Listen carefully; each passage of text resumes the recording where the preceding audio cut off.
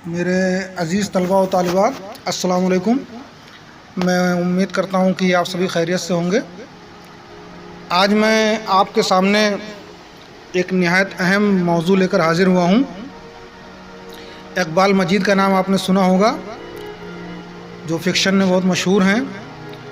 उनका मशहूर नावल नमक है, किसी दिन है, और उनका एक अफ़साना निहायत मशहूर हुआ है जिसका नाम है आग के पास बैठी हुई औरत। इस अफ़साने का मौजू ये है कि आज जो फ़िल्में बन रही हैं इसमें दलित मसाइल को उठाया जाता है और बहुत सारे ऐसे मौज़ूआत हैं जो लीक से हटकर होते हैं। तो मैं ये अफ़साना आपके सामने पेश करना चाहता हूँ, समाअत फरमाइएगा।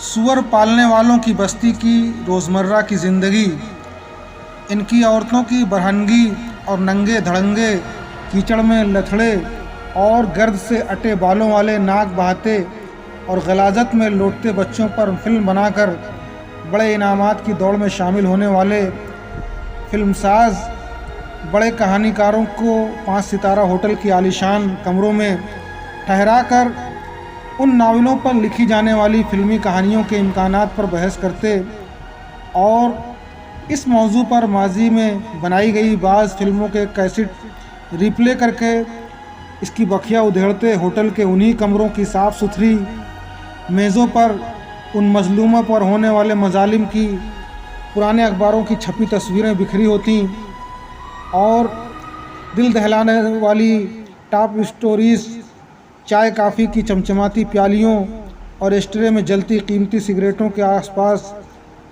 चिकने कागज़ पर छपे अंग्रेज़ी रिसालों से काटे गए तराशे भी पड़े होते, जिनकी खूबसूरत सतरों के नीचे लाल कलम से जगह जगह खत खींचा होता। ऐसे ही एक कमरे की मेज़ पर 2-4 घंटे गुजारने का मौका मुझे भी मिला। एक प्रोड्यूसर ने दलित सब्जेक्ट को लेकर काम करने के लिए अपनी मंशा बताकर मुझे होटल में मदऊ किया था और टैक्सी के किराए के नाम से कुछ रकम मिलने की मुझे उम्मीद थी। इस शहर में रोशनियों की चकाचौंध थी और इस चकाचौंध में हमारी तमन्ना और ख्वाहिश के होने की कमज़ोरी उम्मीद के दरमियान बड़े जानलेवा फासले थे। वहाँ की भीड़ भाड़ में हर तरह की मखलूक आबाद थी, मज़दूर, कारीगर, स्कॉलर, स्मगलर, जराइम पेशा, मुहज़्ज़ब और गैर मुहज़्ज़ब, गरीब, लाचार, सब कुछ तो वहाँ था और मैं इनके दरमियान हज़ारों गरीबुल वतन नौजवानों की तरह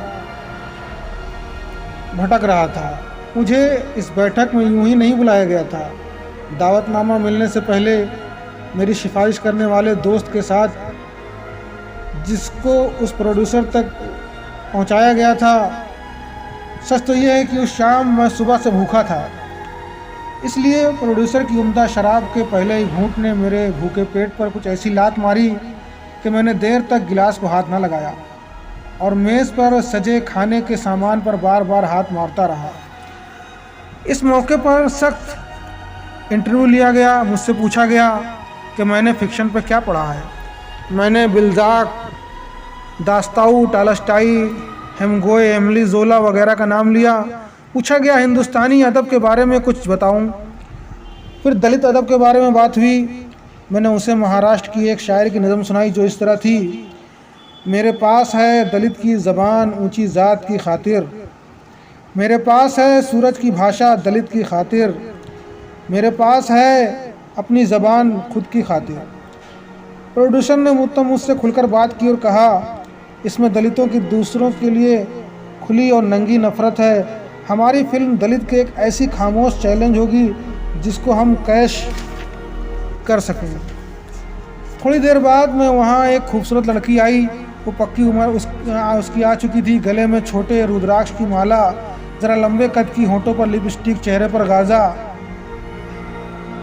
और भवें खूबसूरती से तरशी हुई आँखें बड़ी बड़ी, बेतकल्लुफ़ और बुलंद कहकहों के साथ हंसने वाली। अंग्रेज़ी अच्छी बोल रही थी। मालूम हुआ किसी अंग्रेज़ी मैगज़ीन में वृत्त तस्वीर मज़ामीन लिखती थी। उसके लिए ख़ास बोतल और गिलास का शायद पहले से इंतज़ाम था। पहले कुछ देर चुपचाप वो हमारी बातें सुनती रही और सिगरेट पीती रही, एक एक लफ्ज़ को तवज्जो से सुनती रही। प्रोड्यूसर ने अपने प्रोजेक्ट का जो कार वहाँ समझाया, गालिबन उससे वो मुतमईन नहीं थी। एकाएक सिगरेट बेदर्दी से कुचल कर वो कुछ बोलना चाहती थी, मगर प्रोड्यूसर ने अपनी बात जारी रखी और कहता रहा, हर मानी के अंदर एक रोशनी होती है। इस रोशनी की ताकत कितनी दूर तक उजाला कर सकती है और इस उजाले में क्या क्या दिखाई देता है।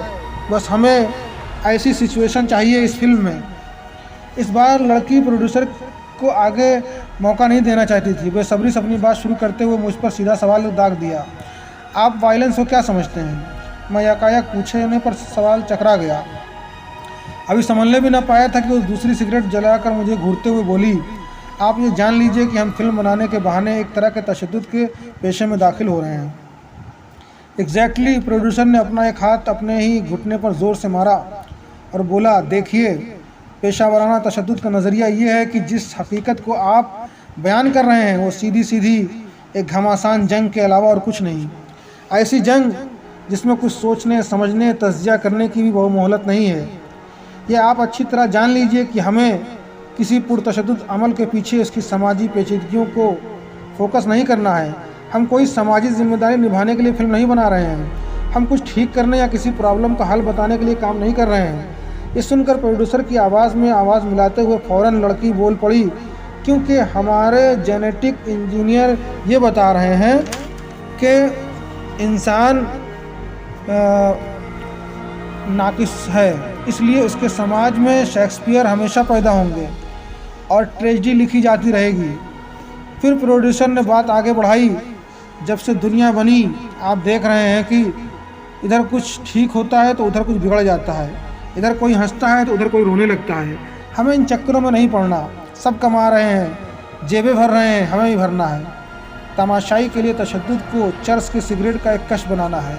हमें इस इतने बड़े शहर में लोग छुरियों और पिस्तौलों से ही नहीं लड़ रहे हैं। जियो और जीने दो सिर्फ किताबों के लिए है। सब स्काई स्केपर नहीं है। बहुतों को फुटपाथ पर भी रहना पड़ता है। मैं इन दिनों बहुत परेशान था। 2 छोटे छोटे बच्चे मेरी बीवी के साथ आबाई कस्बे में अपनी नानी के साथ रह रहे थे। यहाँ किस्मत आजमाने आया था। मुझे काम चाहिए था जो इस प्रोड्यूसर के लिए इसके मतलूबा चरस फराहम करने पर ही मुमकिन था। मैं इस मौके को हाथ से नहीं जाने देना चाहता था। मैंने उन्हें यकीन दिलाया कि मेरी खिदमत से उन्हें मायूसी नहीं होगी। बहरहाल कहानी तैयार की जाने वाली बैठकों में मुझे बुलाया जाने लगा। कहानी तो एक वहाँ पहले से ही मौजूद थी, मामला उसे मज़ीद ताकतवर और मुअस्सर बनाने का था। उन्हीं दिनों मुझे ये फिक्र रहने लगी कि ज़्यादा बोल्ड मौजू और इसकी तीखी पेशकश सेंसर के चक्कर में पड़ जाती है। एक दिन रीता सालोमन से मैं पहले ये सवाल उठा ही दिया। रीता सालोमन उस लड़की का नाम था जिसकी बातों ने मेरे इंटरव्यू के मौके पर कुछ परेशान कर दिया था। उसने मेरी बहुत हिम्मत बंधाई, बताया कि जिनसी मनाजिर के मुकाबले में तशद्दुद के मनाजिर दिखाने की खुली छूट है। अगर आप सरकारी इदारों पर बराह रास्त खुली चोट ना करें तो आपकी दिलेरी की तशहीर की जाएगी और दूसरे नीम जमहूरी मुल्कों को फ़ख्र के साथ ये सब दिखाकर अपनी पीठ ठुकवाई जाएगी। देखो हमारे यहाँ इजहार राय किस कदर आज़ादी है। हम अपनी कमज़ोरियों और बदनुमत दावों को भी नहीं छुपाते, क्योंकि वो इस राज से वाकिफ़ नहीं है कि मीडिया कितना ही सफाकी और दिलेरी से सिस्टम और उसके ज़िम्मेदारों को कितनी ही घिनौनी और मोटी गाली दे, उसे इजहार की आज़ादी कहकर गाली खाने और देने वाला चाहिए कि कप में डूबो को पी जाता है। हमारा काम इस गाली के गर्म रहने की छोटी सी मुद्दत में जितना कुछ कमा सकता है कमा लेता है। लेकिन इस मौजू को लेकर एक वसवसा बार बार कांटे की तरह चुभ रहा था। दिल ये कहता कि इन दलितों की बस्तियां अब 50 बरस पुरानी बस्तियां नहीं हैं। वहाँ मुख्तलिफ़ मुल्कों की गाड़ियां अब घूमने लगी हैं। सरकारी कैंप भी लगते रहते हैं। लीडर वोट मांगने पहुँचते रहते हैं। एक आध प्राइमरी स्कूल मास्टर यतीम नीम के पेड़ के नीचे सूखे मौसम में कुछ बच्चों के साथ अपनी किस्मत भी फोड़ते देखे जा सकते हैं। बैंक वाले लोन देते घूमते पाए जाते हैं। नीली साड़ियाँ पहनकर और रेड क्रॉस का तमगा लगाकर काली औरतें बच्चों को पोलियो ड्रॉप्स पिलाने भी आ जाया करती हैं। अखबारात पहुँचने लगे हैं।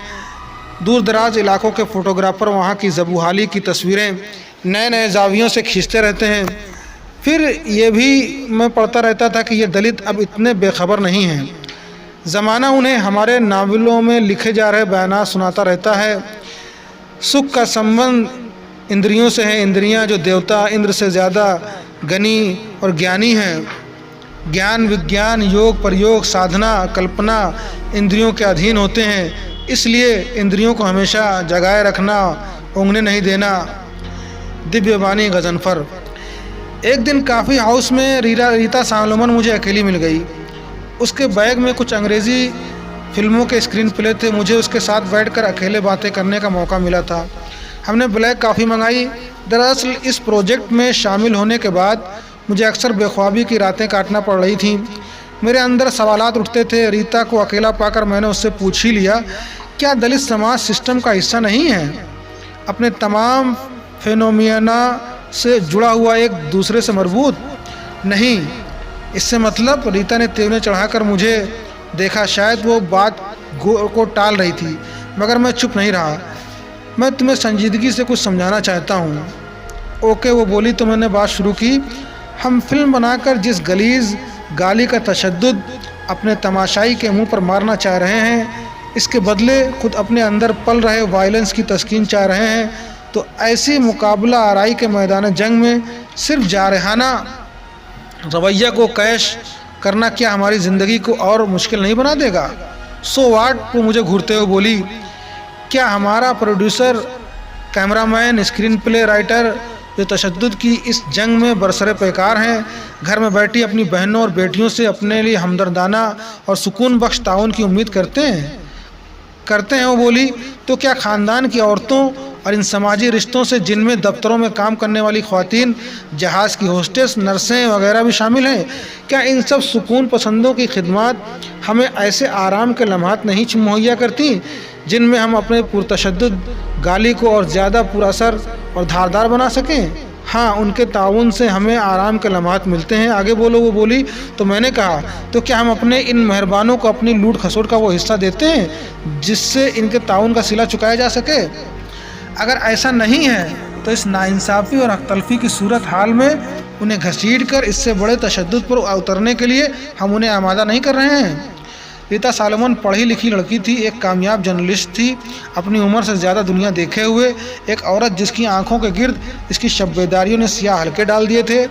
वो लफ्ज़ों के इंतखाब में एहतियात बरतती। मेरी बातें सुनकर उसे कशादा माथे पर एक खड़ा बल पड़ गया। धीरे से बोली, लगता है तुम भी गलत को ठीक करने की बीमारी पाल रहे हो। फिल्में या फिल्म बनाने वाले गलत को ठीक नहीं करते, ठीक या गलत ज़िंदगी करती है। फ़ख्र करना या पछताना फिल्मों या फिल्म बनाने वालों का नहीं, ज़िंदगी का काम है। हम ज़िंदगी से अपनी ज़रूरत का सामान तो ले रहे हैं, खुद ज़िंदगी पर फिल्म नहीं बना रहे हैं। रीता सालोमन से इस छोटी सी मुलाकात के बाद मुझे चुप सी लग गई। अब मेरा दिल कह रहा था कि हमें ऐसी जारहियत की तलाश है जो इन लोगों की ज़िंदगी के अंदर से निकल कर आए, जो हमारी फ़िल्म का मौजू हो। इस प्रोजेक्ट की शब रोज़ की बहसों को अलग रखते हुए मैंने इतना सीख लिया था कि अहमियत इस बात की नहीं कि आप क्या देख रहे हैं, बल्कि कहाँ से खड़े होकर और किस जाविये से देख रहे हैं, और फिर ये भी कि अपने इस देखे हुए में से दूसरों को क्या और कितना दिखाना चाहते हैं। क्योंकि जितना फ्रेम के अंदर है वही काम का है, बाकी सब बेमानी। उन्हीं दिनों मुझे फिल्म मैनेजर ने बताया कि प्रोड्यूसर के साथ दलितों की बस्ती में मुझे भी जाना है। वहाँ स्पॉट पर आर्ट डायरेक्टर मुआयना करना चाहता है। बाद में मालूम हुआ कि रीता सालोमन भी साथ जा रही है।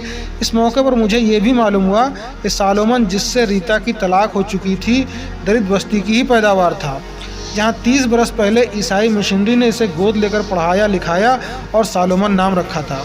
जब हमारी जमात गाड़ियों से इस मुकाम पर पहुंची तो हमें लगा कि हमारे किसी कारिंदे ने हमारी आमद से वहाँ के मुखिया को मुतले कर दिया था। एक दरख्त के नीचे दो चार पाइयाँ और नरकुल के 2-4 पुराने मूंढे वहाँ के चौधरी ने डाल रखे थे। एक तरफ एक बैलगाड़ी खड़ी थी।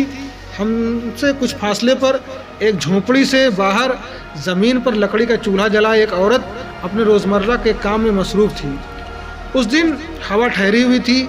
मौसम पर एक अजीब तरह की अलकसी और थकन सी तारी थी। कुछ फासले पर इन लोगों की पाली हुई गलाजस में लथड़ी सोरनियाँ अपने बच्चे को पीछे पीछे लिए झाड़ झंकार मैदान की तरफ से वापस आ रही थीं, जिसे वो लोग रफ़ा हाजत के लिए इस्तेमाल करते थे। कीचड़ज़दा रास्ते के किनारे झाड़ियों की जानिब एक कुशादा गड्ढा था। इसमें बरसाती पानी लबालब भरा था। इसके किनारे पड़े पत्थरों पर 2-3 कमसिन लड़कियां कपड़े धो रही थीं। मैंने खुले और शफ़ाफ आसमान पर कुछ गिद्धों को मंडलाते देखा। शायद बस्ती के किसी चमार ने गांव की सरहद पर किसी मुर्दा जानवर की खाल कुछ ही देर पहले उतारी हुई होगी। कभी कभी ज़रा हवा भी चलती तो शुमाल की जानिब से सुरंगों कदीम बोन मिल के ऊबड़ खाबड़ कंपाउंड में जानवरों की हड्डियों के ढेर से मिल की उधेड़ दीवारों को फांद कर शदीद बू का एक तेज़ झोंका आता। लेकिन हम सब ने तय कर लिया था कि हम अपनी नाकों पर रुमाल नहीं रखेंगे और इन लोगों में इसी तरह घुलने मिलने की कोशिश करेंगे। जब हम भी इनमें से एक हों, हम में से कोई भी कार में नहीं बैठा। हमने चारपाइयाँ और मूंढे संभाल लिए थे। मुझे ये देखकर हैरत होगी कि हमारी आमद पर वहाँ के मर्दों औरतों में कोई हलचल नहीं हुई थी। बच्चे भी एक बार मोटर को घबराहट घेर कर अपनी राह हो लिए थे। गांव के मुखिया ऊपर के बदन से नंगा था, सर पर अंगोछा बांधे, एक कान से पीली धात की बाली फंसी हुई। अभी वो हमें सलाम करके खड़ा ही हुआ था कि इसकी धोती की गांठ से मौसीकी फूटने लगी। उसने गांठ से एक मोबाइल निकाला। गालबन बोन मिल से कॉल थी। मुझे लगा वहाँ के कई लोग बोन मिल में काम करते होंगे। मुखिया मोबाइल पर बात कर रहा था। उसके सीने की नंगी पसलियाँ जिन्हें गिना जा सकता था और खुले पेट पर पड़े हुए बाल जिन्हें शुमार करना आसान था, बात करने में ऊपर नीचे हो रहे थे। इस पिंडलियों का सूखा हुआ चमड़ा अपने बालों से ज़्यादा स्याह पड़ चुका था और हाथों की नसों का उभरा हुआ जाल उसकी जान में मुतवातिर होने वाली खुजली को मिटाने के लिए काम में मशरूफ था। डायरेक्टर ने सिगरेट सुलगाई। डिबिया से एक सिगरेट थोड़ी बाहर निकाल कर मुखिया की तरफ बढ़ाई। उसने किसी तशक्कुर के इजहार के बगैर एक सिगरेट घसीट ली, उसे घुमा फिरा कर देखा, फिर अपने दाहिने कान करपट्टी के दरमियान रख कर फंसा ली। जब तक हमारा आर्ट डायरेक्टर बस्ती के अंदरूनी हिस्से में जा चुका था। वो औरत जो आग के पास मसरूफ़ थी और जिसके करीब ही ज़मीन पर एक बच्चा सो रहा था, बार बार मेरी तवज्जो का मरकज़ बन जाती थी। वो उधेड़ उम्र की रही होगी। आधे से ज़्यादा बदन उसने काली ओढ़नी में छुपा हुआ था। इसकी ओट से उसकी थिरकती और बोलती आँखें उसके पल पल के मुतग़य्यर महसूसात को आन की आन में ऐसे वाज़े इशारे बयान कर रही थी जिनके लिए मज़ीद किसी बोली हुई ज़बान की ज़रूरत न थी। डायरेक्टर जब मुखिया से कुछ ज़रूरी बातें कर चुका तो मैंने मुखिया से कहा, यार कुछ पानी वानी तो पिला दो। मुखिया ने चेहरे पर बढ़े हुए शेव को पहले तो खुजाया, फिर उधर उधर देखने लगा जिधर बरगद के पेड़ के नीचे हमारी गाड़ियों के पास माँ बैलों का एक मुख्तसर सी बैलगाड़ी खड़ी थी। मुखिया ने हाथ के इशारे से बुलाकर पुकारा, दद्दा जल ले आओ। बैलगाड़ी वाला एक सीटी में स्टील का जग और कुछ शीशे के गिलास लेकर हमारी तरफ बढ़ा तो मुखिया बोला, पानी बर्तन सब ठाकुर गांव का है। हम समझ गए कि पड़ोसी गांव से ये इंतज़ाम किया गया है। जब बैलगाड़ी वाला गिलासों में पानी उंडेलने लगा तो डायरेक्टर ने इसे रोक दिया।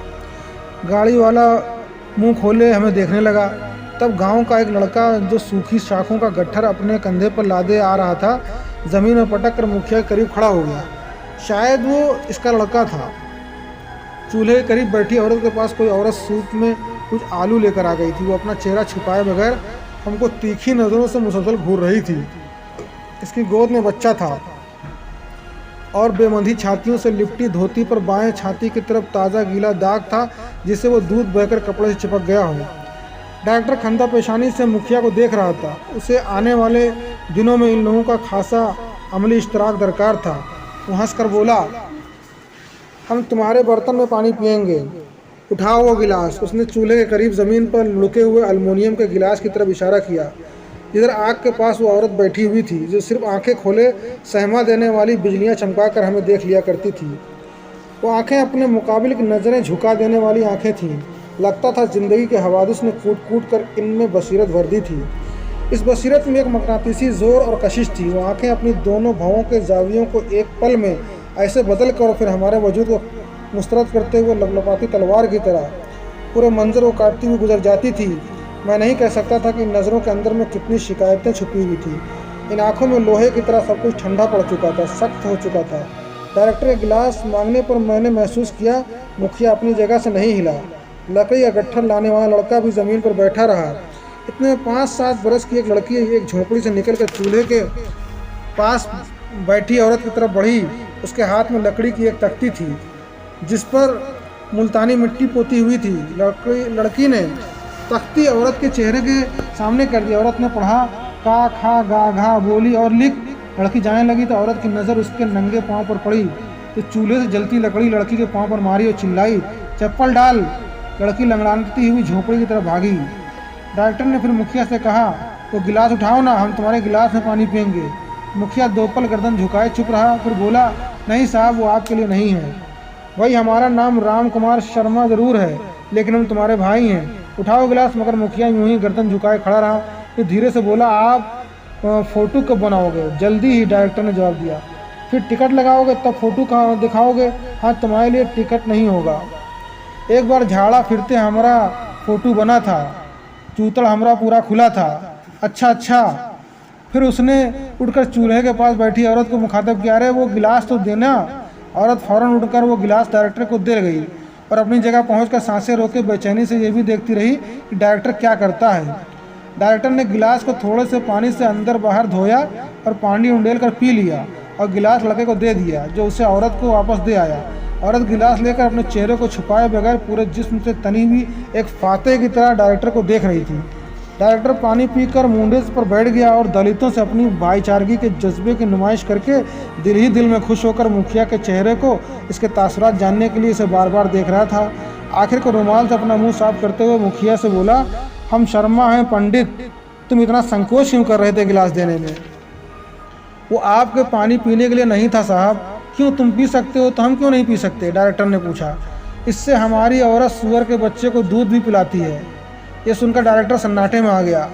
अपने चोर नज़रों से डायरेक्टर से नज़रें मिलाए बगैर एक दूसरे को देखा। फिर एकाएक मेरी नज़र उस औरत की तरफ उठ गई जिसने डायरेक्टर को गिलास उठाकर देने की पेशकदमी की थी। मुझे लगा जैसे इस पेशकदमी से डायरेक्टर की जानिब से होने वाली खातिर ख्वाह अमल के सबब वो औरत कुछ ऐसी मसरूर और मुतमईन थी जैसे उसका पूरा वजूद किसी लंबी अजियत, अंदोनाकी और दर्द व दाग को सहते सहते एकाएक निकलने वाली एक ऐसी सिसकी बन गया था जिस सिसकी के निकल जाने से रूह को कुछ ऐसा आराम मिल जाता है जैसा देर से ठहरे हुए पेशाब का निकल जाने से मिलता है। वो औरत आग के पास बैठ चुकी थी।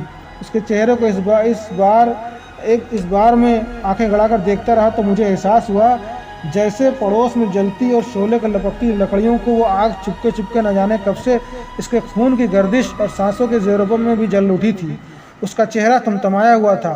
उसकी आंखों के डोरों में वही आग सयाल बनकर रवां थी और इस सयाल में हजीमतों, शिकस्तों, महरूमियों, दिल आजारियों का कैसा जहरीला और फासिद खून किसी जख्मखोरदा सांप के मानिंद बेकाबू होकर दौड़ता साफ नज़र आ रहा था।